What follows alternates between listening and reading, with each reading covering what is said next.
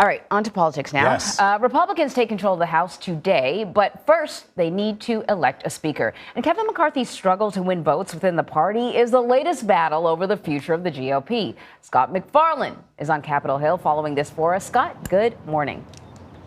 Anne Marie, good morning to you. Haven't seen this Capitol this busy in years. It actually reopened to tourists for the first time in years. Plus, there are 535 members of Congress to be sworn in today.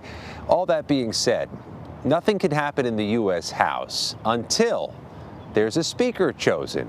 And at this moment, there seems to be intrigue and uncertainty about how that vote's going to play out and how long it's going to take. The motion is adopted.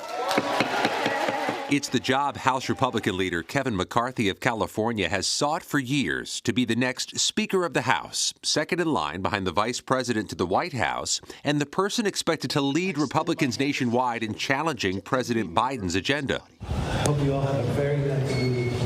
But this morning, he's still scrambling to wrangle enough votes to win the position. A block of the more conservative Freedom Caucus members have pledged not to vote for McCarthy. There's nothing about Kevin McCarthy that indicates that he will bring the change that's needed to Washington or that's needed to the Congress. Mick Mulvaney was serving in the U.S. House 10 years ago when he joined a faction that tried to block his party's choice for Speaker of the House. Mulvaney says such efforts often fall apart in the last minute. It is a really tough vote. It's going to be very pressure-packed, a lot of attention. It's not policy. It's a really personal sort of vote, and people take it very personally. Plus, you're going against your own party. McCarthy, who if Speaker would help decide which legislation gets priority and which parts of the Biden administration would go under the microscope first, has already made concessions trying to seek the final elusive votes, including making it easier for colleagues to oust him if they're displeased with his performance. But it could come at a cost. You essentially cut yourself off at your knees on being the speaker, that you don't have the authority and the ability and the power that that goes with the office if you give all that stuff away as part of a negotiation. Today also marks the exit as House Speaker of Nancy Pelosi, the first and only woman to ever hold that position. She'll be sworn in today as a rank-and-file member representing San Francisco. And Vlad and Anne Marie, she'll be sworn in by whoever is the next House Speaker. Whoever indeed. So can we talk about these no votes? Who are they?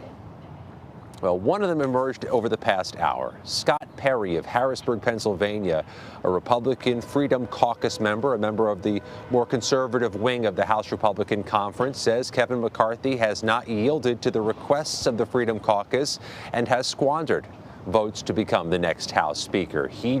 Perry joins a group of 5 other House Conference members, Republican Conference members, who've said their firm no's on Kevin McCarthy, including Congressman Matt Gaetz of Florida, Matt Rosendale of Montana. It also includes Bob Good of Virginia, Ralph Norman of South Carolina, a growing group. But here's the thing, Anne Marie and Vlad, Kevin McCarthy can afford to lose only 4 votes. Only 4 Republicans vote for somebody else. He can still win in that circumstance, but now there is 5, 6, potentially more no votes to be had.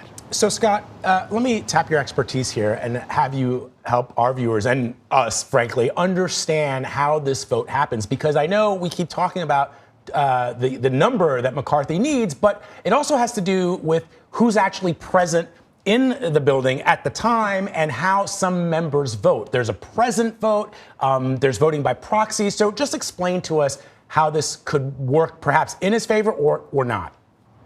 There's a lot of intricacies to it. It's easily the most fascinating vote you'll watch if you cover the U.S. Congress. So before any of these newly elected members of the House actually become members of the House, before they're sworn in, they have to have this vote for Speaker of the House. It has to happen first.